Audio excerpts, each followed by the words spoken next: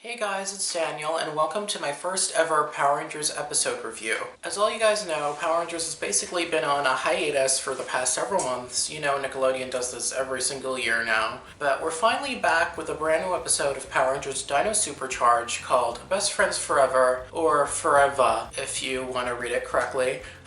This is episode 9 of Dino SuperCharge, the second season of Dino Charge. If you're looking at my previous videos, you're not going to find any other Dino SuperCharge review. This is my very first one. I don't know what format I want to do for these kind of episode reviews, but I'm going to basically be going over the description of what happened, and the other half of the video will be my opinion on the episode, whether or not I liked it, whether or not I thought it was good or cheesy or bad, as well as what I think this episode contributed to characters or to the show. These videos are probably going to be super short, considering I work on other videos as well, and for the people who aren't necessarily Power Ranger fans, I don't expect this video to sort of interest you, so you could sort of just click out and maybe watch my previous video about my adventure in an abandoned area in Walt Disney World. I'll put the link here or here. So let's get right to it, this way I could stop blabbing. This episode, if you couldn't guess by all the little previews, is about Shelby the Pink Ranger. Basically, it's about Shelby's friend Erin coming to town or visiting. We've never seen her before in the series, so I don't know if she's visiting or they just decided not to show her because of budget reasons. But anyway, Erin's in this episode, and one of the things that Erin seems to do whenever she's with Shelby is take credit for everything Shelby does. One example being this little kiddie song that Shelby used to sing when she was younger. Erin, as a kid, took the song and claimed that she wrote it. It's the silly song about Triceratops and best friend stuff. I mean, it's kind of tacky, but then again, you know, it's Power Rangers and supposedly Shelby created it when she was a child. This all took place on the Dino Bite Cafe. There's another scene, I don't know if it happens right after it, where they talk to Dr. Morgan about a brand new charter she's introducing, which will combine the powers of the Core 5 Rangers as well as the Gold Ranger. This way they could all combine for a final attack instead of doing it separately, which will be utilized later on in the episode. Earlier on in the episode, we're introduced to our new monster, who is a chef who cooks Heckle a bunch of things. More specifically, he would cook Heckle cookies, and Heckle seems to have a thing for cinnamon, and the cookie didn't have cinnamon, so the monster had to be beamed back to Earth to go steal cinnamon, or take a spike ball rather, and bring it down to Earth to collect cinnamon at a grocery store. And that's where things start to get interesting. The spike ball goes down, he steals the cinnamon from a shopping center, the Rangers come swoop in, have a little fight, the spike ball is destroyed and doesn't end up getting the cinnamon for the cookie. While, you know, exploding after being destroyed, his club ends up flying through the air, and Erin, who is watching nearby, ends up catching the club. Erin, mind you, did not see them morphing, so she does not know her best friend is the Pink Ranger. Eventually, a news reporter comes running out looking for any evidence of the Rangers being there because he missed the fight, and quickly he sees Erin, and Erin, who has the club in her hand, basically lies and says that she's the Pink Ranger. So of course she gets all this fame, all these kids are asking for autographs and selfies, and eventually she makes her way to the Dino Bite Cafe, where Shelby and the other Rangers are seen watching the news report. And of course Shelby's quite furious. She's like, you know, you're not the Pink Ranger, why are you doing this? And Erin just seems insecure, like she doesn't really have anything going for her, so she's just grabbing onto anything to sort of make herself get attention. The monster finally gets beamed down, not the spike ball, and just goes around causing havoc in the city. The Rangers show up, and Erin ends up being captured by the monster and being placed in a giant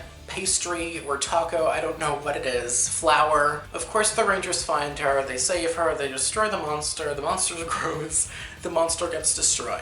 This basically seems like a filler episode. It doesn't do anything to make the story progress in any way. The only major thing to come out of this episode is the brand new Charger that has their powers combined together. Other than that, it gave us little character development with Shelby. At the end of the episode, Shelby and Erin make up and apologizes that she took credit for her song, always taking credit for everything. Shelby, of course, accepts the apology, and the episode ends with them singing that song that Erin supposedly stole from Shelby, and the other Rangers sang along. It was a bit cringy, but you know, I have to put in my head that they're trying to appeal to kids and they're trying to make kids laugh. This episode obviously seemed to not be like a mid-season premiere in any way. It was quite an entertaining, funny filler, I must admit, but it's definitely not the best episode of Dino Charge or Dino SuperCharge. With these episodes lately, they seem to sort of have a very interesting idea, but it's not really executed too well. I mean, it's understandable, but the episode ends up just seeming a little bit basic. If you don't know my opinion about Power Rangers, I definitely do not like the previous couple seasons as much as I liked some of the earlier ones. By earlier ones, I don't only mean Mighty Morphin. I was raised on Disney seasons, so I tend to compare these new Saban seasons to the Disney seasons. It didn't seem to me that they gave Shelby too much character development. It just seemed to be like a scenario the character was in, and the friend sort of got the character development more than Shelby, which sort of bothered me because I feel like they could use these filler episodes as episodes that could really explore the Rangers' characters. I always like when they focus on the Rangers and their personalities, and they sort of did that with Shelby, but she really didn't progress. She just learned to sort of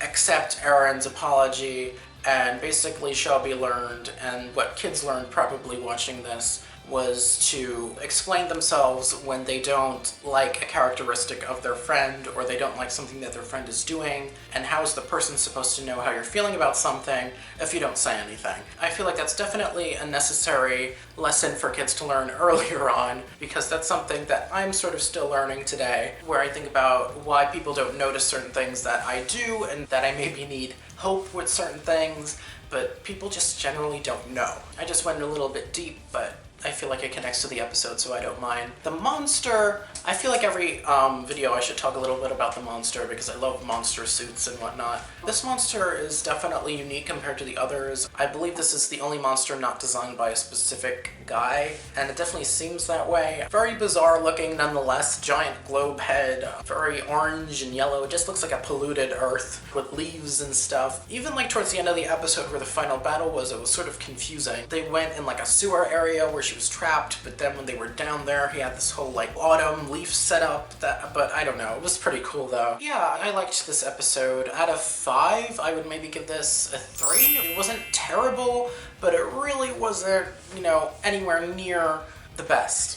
I'm looking forward to the rest of Dino SuperCharge. I feel like there's some potential based on how they're hyping it up, and I feel like they're really trying on the creative side with this season, which I really appreciate, and I can't wait to review more episodes. If you like this video, please give it a thumbs up. I'd really appreciate it. And if you want to see more Power Rangers related videos, please subscribe to my channel. I definitely think that I will be continuing with episode reviews in the future. I'm hoping to do one, obviously, at least once every week, maybe a day or two, at most 3 after the episode airs. You guys can follow me online as well at blackandblue572 on Twitter and Instagram. Thank you guys so much for watching. I appreciate it. I hope you enjoyed my little 2 cents on this episode, and I'll see you guys next time. Bye!